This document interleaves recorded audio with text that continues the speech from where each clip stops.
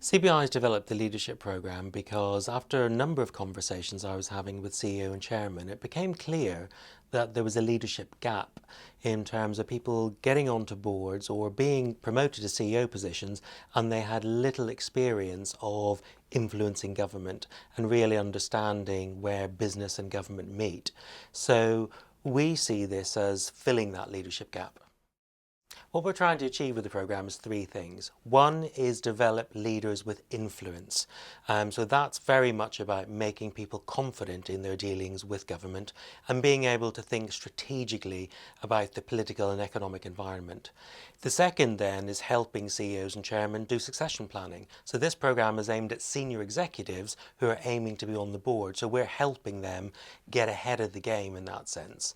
And the third strand of our thinking is around boardroom diversity. There's been a lot of talk about women on boards, but we want to take that much further. So what we're aiming to do is to bring together a diverse group of people in terms of gender, sexual orientation, black and ethnic minority, disability, but also in terms of size of company, sector, all around the UK. We want to build a diverse group of participants that are going to form a really strong business network that are the future leaders of the UK.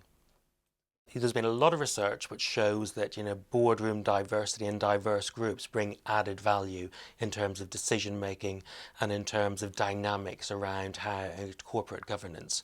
So we're really keen to make sure that we're getting that dynamic right in our own membership and bringing groups of people together that can help us in our policy making and in our influencing of government that are going to challenge us. But I think it's also important that we as the CBI are representing the modern face of British business. What they'll get out of the programme is a really strong business network, and we've seen that working very well so far where there's really good interaction.